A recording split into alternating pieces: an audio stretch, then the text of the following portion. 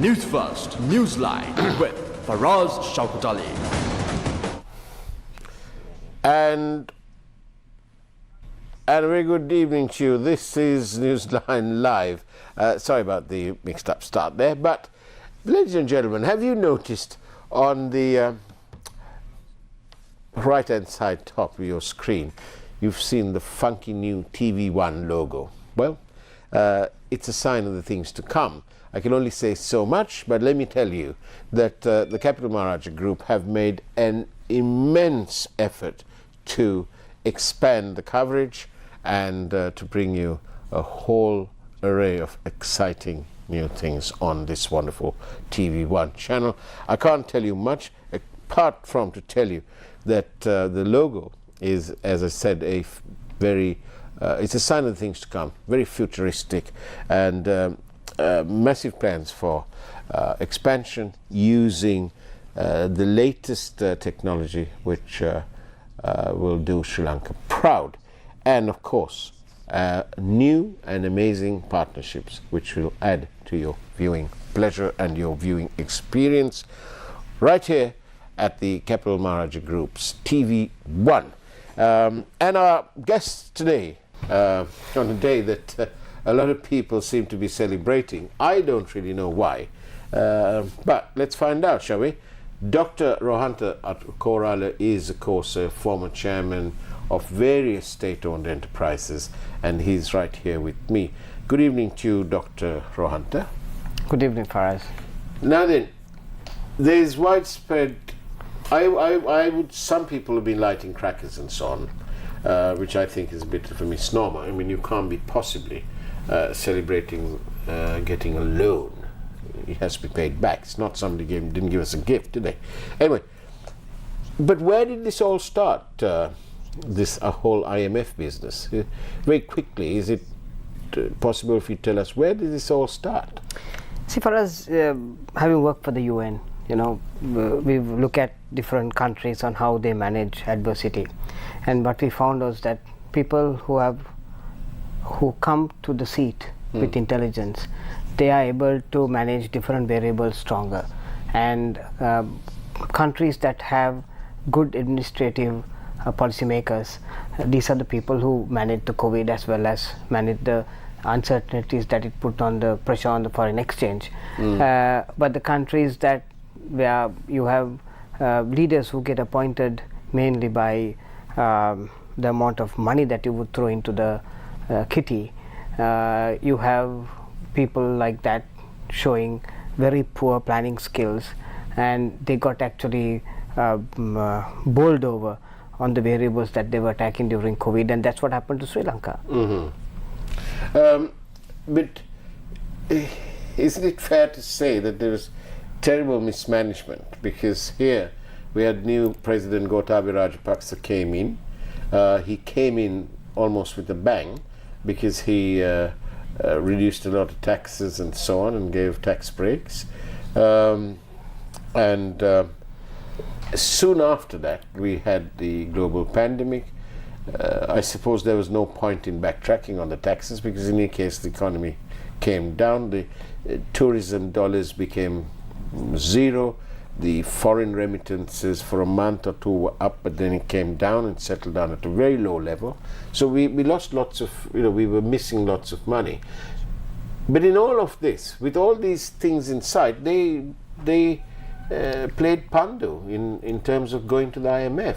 Well, we're not going, we don't need to, we can do it, we can manage, we can do this. It's all, in the end of the day, it was all nonsense, absolute nonsense, because it is the same government.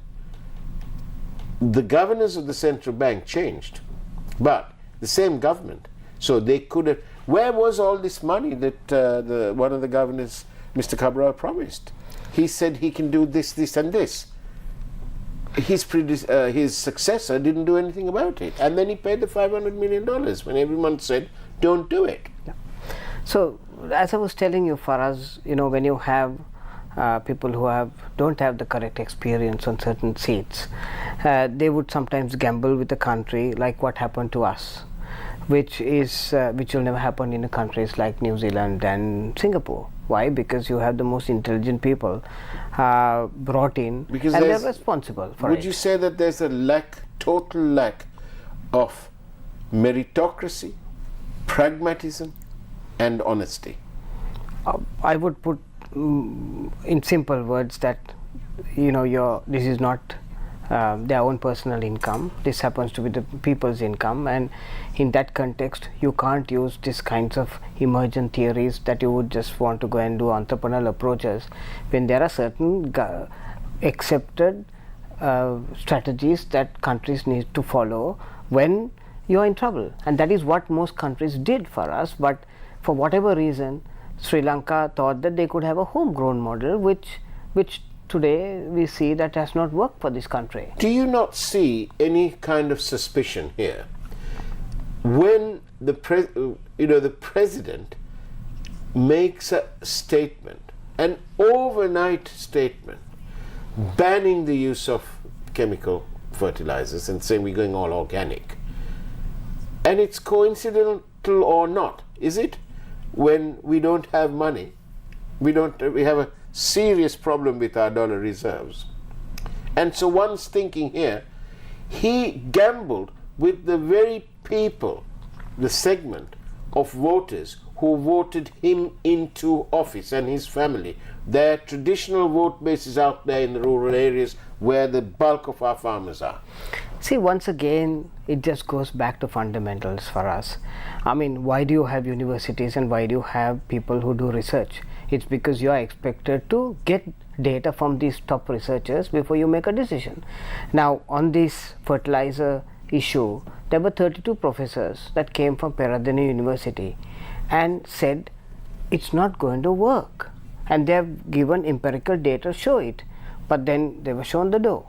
So it again is a classic example for Sri Lanka that there has to be a stronger linkage between the university system, policymakers, and the business community, and that failed is what my pickup is. But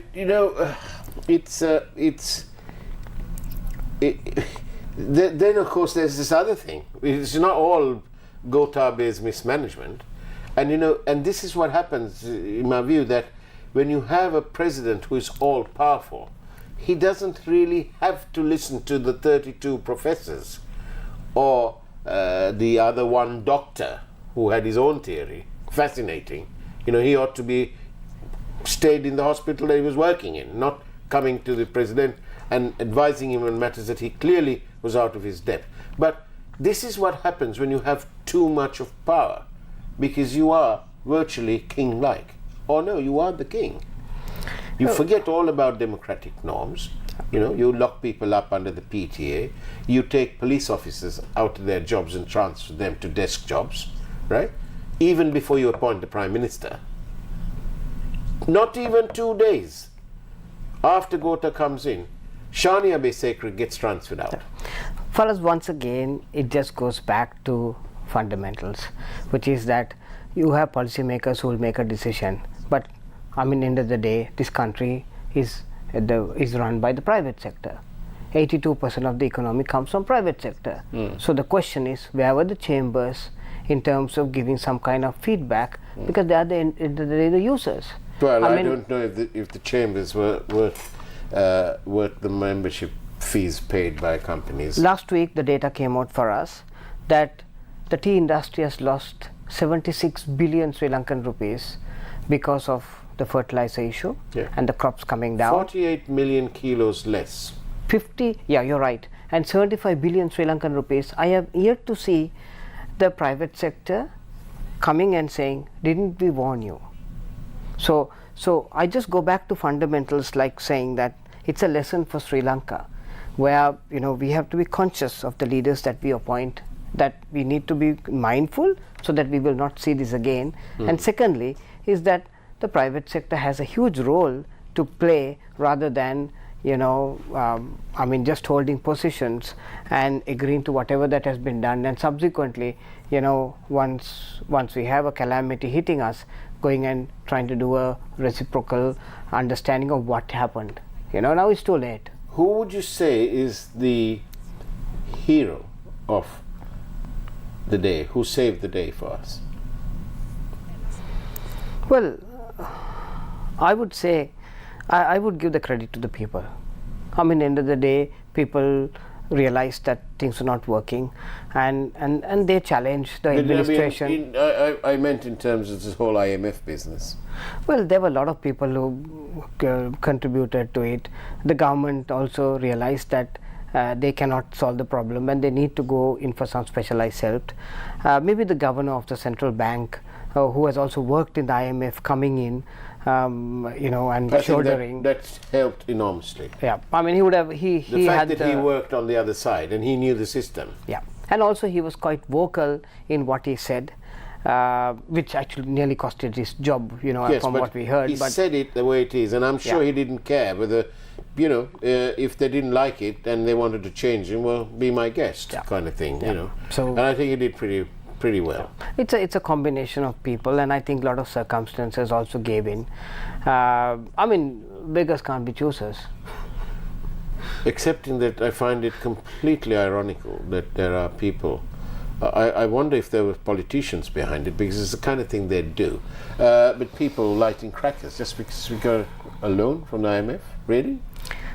I mean, I don't know whether Sri Lanka has yet learned that end of the day, these are another loan which adds to the loans that we currently have, and we have to pay this back. Absolutely. But now that we've received this money, or they've agreed to give it, and so on, what next? How are we going to protect this? This is the 17th time round.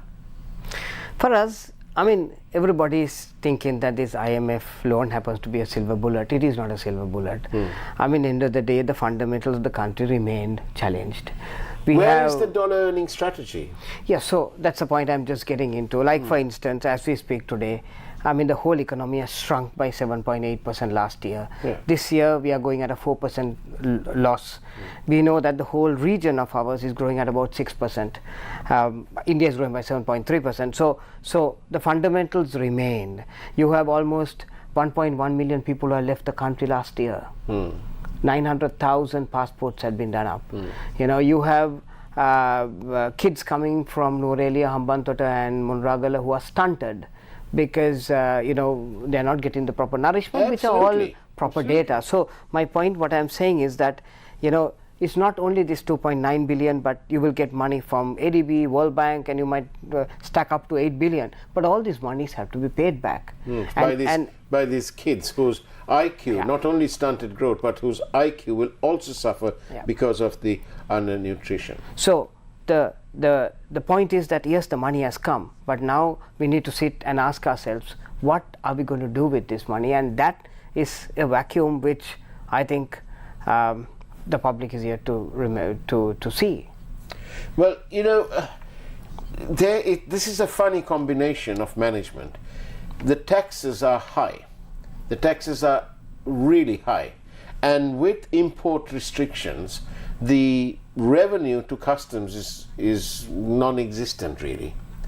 And no dollar earning strategy in place, and the president openly admitting that he has no forward plan, but he needs to rebuild the whole thing. Hello, we want to live today, not in 2050. There are people out of work. Yeah. There are people who are children who are fainting in schools, and so on. And the Sri Lanka's economy is in absolute tatters. When you have high taxes, what incentive is going to be given to foreign companies? Will they even look at Sri Lanka with these high taxes and volatile policy making? What will they do? Surely they won't even look at Sri Lanka.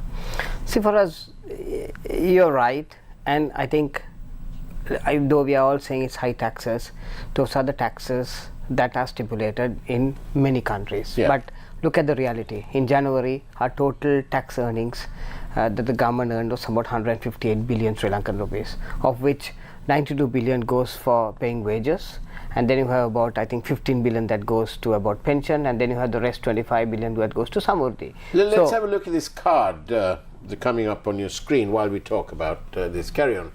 So in this backdrop, I mean, you suddenly realize that when you put your domestic loans, your income is 158 billion, but your expenditure is 225 billion plus. So yet with all the high taxes, you're not managing the country. So I think that is the focus right now, and that's what we have to start asking ourselves. How is it that we are going to manage our internal income and expenditure? Because if you're not going to do that, what's going to happen is that we're going to run into another cycle. I mean, our exposure globally is somewhat limited, because end of the day our income and expenditure matches up. If you take the tourism, if you take the exports, and if you take the money that we earn from people living abroad, as against our import bill, which is at about 17-18 billion, there is no vulnerability for the dollar. But the question is that how do you run your local expenditure is going to be the focus in the next 3 months. We are in conversation with Dr. Rohantha Athukorala. It's now time to take a peek at this evening's headline news, and we'll be right back with Dr. Rohantha Athukorala.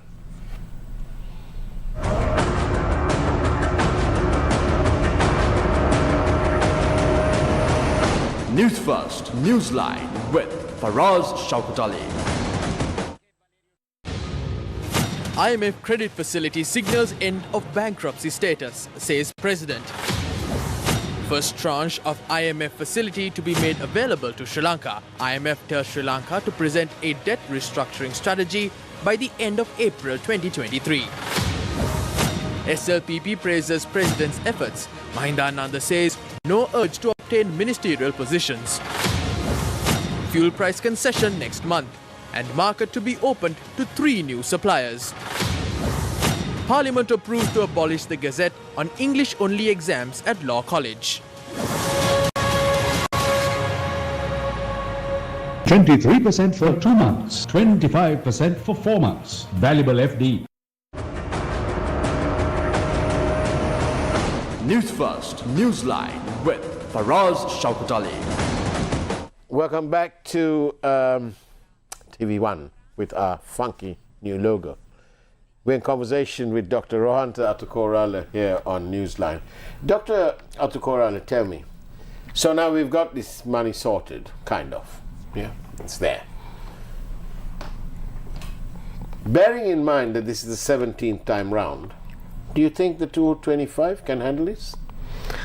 It's a challenge for us. I mean, once again, we are professionals, so we look at data. And the data that's coming out is that the current ratings, approvals for the current team which is in place is at about a 10%. So that's what the data tells us. And the current satisfaction levels are 4%. So as we saw in that card, which our producer Harshna of 8 years will play on your screen now. So the question is that at least now I think a time has come where we have seen the collateral damage that happens through bad decisions. I mean, when you have almost 20% of the population not having milk powder, people are sometimes having 2 meals for a day, and at least now we need to ask ourselves whether we have the correct skill set to run the country, and that is the challenge. You're being very polite. What skill set? Well, the point is that His Excellency will have to now ask himself whether he has that robust, challenging team like what Manmohan Singh had in 1991, where the same debacle happened to India and they picked up. So you have to be having a very strong, aggressive export strategy, someone who can understand how free trade agreements are done. For example, if you take the FTA with India for us, for the last 10 years it is between 500 and 800 million. Last year exports was $800 million. Now ideally we should be touching 3 to 5 billion. This is all part of this dollar earning strategy. Yeah. So you need to have correct people, driving strategy, and at least now if you are not going to get those correct people, I think Sri Lanka is going to have a huge issue, because IMF has very clearly said that this will be the last time that they're going to come into the country if the proper strategies are not going to be followed. So every 6 months there's a review, a detailed review, and obviously for the next 48 months, you'll be having about 8 reviews taking place. We need to have a very strong, aggressive strategy on tourism. The overall health indicators are strong for us. Brand health of tourism is working out in terms of awareness, top of the mind awareness, familiarity of the destination, and people wanting to come. It's there, but it is not in line with strong tourism brands which are run across different other countries. So I'm not saying that we need to have money to run a global campaign, but at least in the 7 markets that we are running, we have to start focusing on modern day practices of driving promotions rather than just going in for exhibitions, which is the old model. So these kinds of new thinking has to come in, and I think we need, for the data which has been shown, it just is a replica of the performance, and I suppose a time has come where the correct people will have to get on to driving. But basically what you're saying is that the president doesn't really have the correct team to convert Sri Lanka, to relaunch Sri Lanka. Doesn't look like. I mean, if you take countries like Croatia, in 1990 to 1995, they went through terrible war, and then when the head of state came in, he revamped the whole strategy. They came out with a positioning of how they want Croatia to be seen, and they invested money on exports. They said quality Croatian product. They looked at research and development. Within a span of 8 years, they crossed 10 billion euro, and in a span of 6 years, their tourism went up to 6 billion euro. So, there are models which have been done for us. It's not just rhetoric in nature. They have engaged top people like the Simon and also the world who are good in brand marketing, and then they have come and put the architecture right. And what about these SOEs? They seem to be draining money. Yeah. Why should the people keep subsidizing these blessed things? See, I'm sorry to use this rhetoric, but when the shit hits a fan, you take decisions, and I think now it's hit long time ago. I mean, now at least it's where you park your political lackeys. Absolutely. I mean, but right now, from the data that we got today, already stock exchange has been informed that government is selling out their stakes in 2 or 3 key SOEs. So we see it in the correct direction. Yeah, but what about these loss-making ones? Shouldn't they be closed down, or they should be shut forever, or given to the private sector? For us, I mean, for 1 rupee. Yeah, I mean, there are some SOEs that will have to continue until you make it financially viable for someone to come and take over.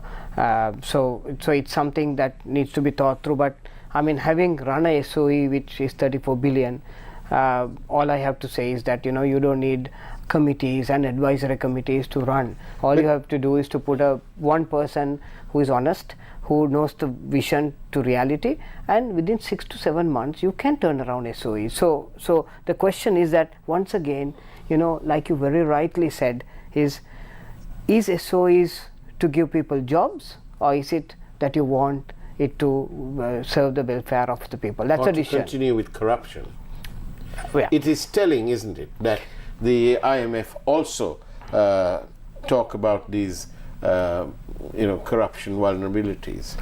One stipulation for us they have put in is that they want the UN conventions to be enacted, and they're also doing a due diligence of the key expenditure that has happened, which is good going.